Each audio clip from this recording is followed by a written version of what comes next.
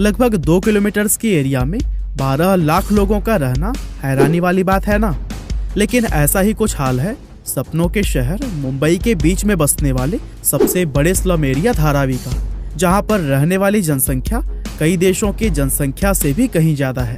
और आज के इस वीडियो में भी हम आपको वर्ल्ड के one of the biggest slum Dharavi के बारे में बहुत सारे इंटरेस्टिंग फैक्ट्स बताने वाले हैं। फैक्ट नंबर 1, मुंबई शहर के बीचों बीच मौजूद धारावी स्लम का यह एरिया 18वीं सदी में एक आइलैंड हुआ करता था, जहां पर मछुआरे मछली पकड़ने का काम करते थे।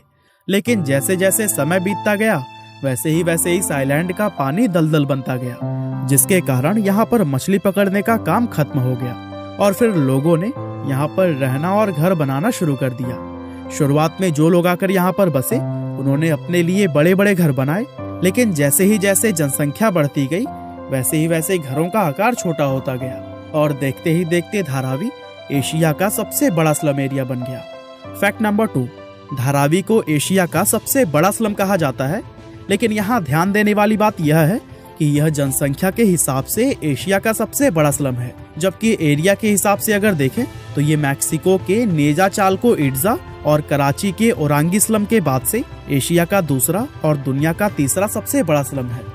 लगभग 2 स्क्वायर किलोमीटर की एरिया में फैला यह स्लम मुंबई के 2 रेलवे लाइंस वेस्टर्न और सेंट्रल रेलवे के बीच मौजूद है और मुंबई की प्राइम लोकेशन पर बसा हुआ यह स्लम चारों ओर से माहिम, बांद्रा, सियोन और माटुंगा जैसे फेमस इलाकों से घिरा हुआ है।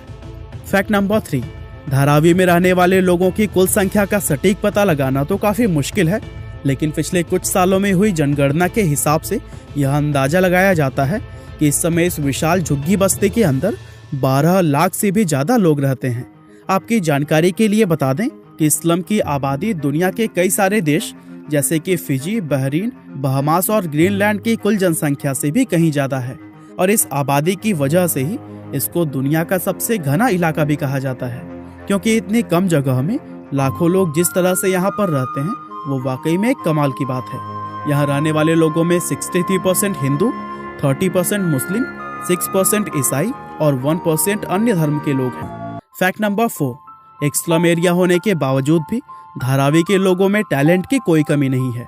साल 2016 में यहाँ रहने वाली 12 से 14 साल की कुछ जीनियस लड़कियों ने 3 अलग अलग एंड्रॉयड एप्लीकेशंस बनाकर सबको हैरान कर दिया था। इनमें पहली एप्लीकेशन का नाम पढ़ाई है मेरा हक है, जो कि एक लर्निंग एप्लीकेशन है और इस एप्लीकेशन के जरिए लोग हिंदी, इंग्लिश और गणित की कुछ बेसिक पढ़ाई कर सकते हैं। इसके अलावा दूसरी एप्लीकेशन का नाम है विमेन फाइट बैक, जो कि महिलाओं की सुरक्षा के लिए बनाई गई है। और अंत में तीसरी एप्लीकेशन पानी है जीवन के नाम से बनाई गई है। इस एप्लीकेशन को यहाँ पर रहने वाले लोगों के बीच पानी के लिए होने वाली मारामारी को खत्म करने के लिए बनाया गया है। दरअसल यह एप्लीकेशन नल के अंदर पानी आते ही अपने रजिस्टर्ड यूजर्स को एक अलर्ट मैसेज भेज देती है और इस अलर्ट से लोगों को पता चल जाता है कि नल में पानी आ चुका है और इससे लोगों का काफी समय बच जाता है, क्योंकि इस एप्लीकेशन के आने से पहले लोग कई घंटे नल के पास खड़े होकर पानी के आने का इंतजार करते थे। इसके अलावा धारावी को भारत का सबसे ज्यादा पढ़ा लिखा स्लम एरिया माना जाता है, क्योंकि यहाँ के लोग पढ़ाई लिखाई को भी काफी महत्व देते हैं। और दोस्तों, आपको यह बात जानकर काफी हैरानी होगी कि इस इलाके का साक्षरता दर 69% से भी ज्यादा है और एक स्लम एरिया होते हुए भी इस तरह का साक्षरता दर होना वाकई में एक कमाल की बात है। फैक्ट नंबर 5, धारावी के अंदर कपड़ा, मिट्टी के बर्तन, चमड़ा और स्टील आदि का उत्पादन करने वाली लगभग 500 से भी ज्यादा मैन्युफैक्चरिंग यूनिट मौजूद है। आपको जानकर काफी हैरानी होगी कि इस झुग्गी बस्ती में लगभग 15,000 से भी ज्यादा सिंगल रूम वाले कारखाने चलाए जाते हैं और इन कारखानों में बने हुए प्रोडक्ट्स कई अलग अलग ई-कॉमर्स वेबसाइट्स के जरिए सिर्फ भारत ही नहीं बल्कि पूरी दुनिया भर में ही बेचे जाते हैं। और यही वजह है कि अकेले ही धारावी की एनुअल इनकम 650 मिलियन अमेरिकी डॉलर से 1 बिलियन अमेरिकी डॉलर्स तक पहुंच जाती है, जो कि किरीबाती, टोंगा और तुवालू जैसे कई सारे देशों की इकोनॉमी से भी कहीं ज्यादा है। और इसी से यह अंदाजा लगाया जा सकता है कि धारावी में चलने वाले ये बिजनेस भारत की इकोनॉमी में भी अपना कितना योगदान देते होंगे। फैक्ट नंबर 6, धारावी में रिसाइकलिंग का काम भी काफी बड़े पैमाने पर होता है और इसी को यहाँ की प्रमुख इंडस्ट्री भी कहा जाता है।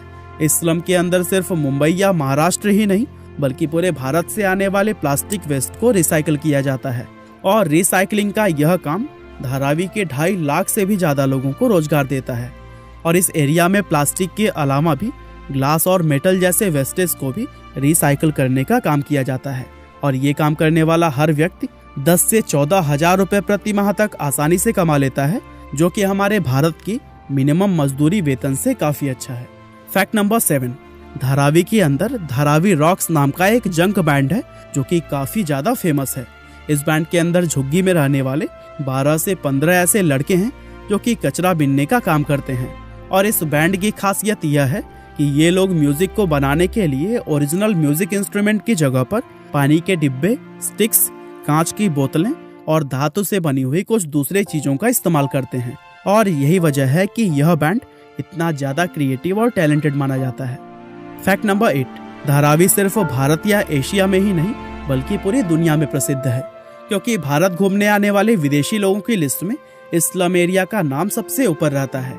वैसे यह बात काफी हैरान करने वाली है कि आज भारत घूमने आने वाले विदेशी लोग दिल्ली और ताजमहल जैसी फेमस जगहों को छोड़कर धारावी घूमना ज्यादा पसंद करते हैं। और यही वजह है कि आज इन विदेशी लोगों को धारावी का गाइडेड टूर भी ऑफर किया जाता है।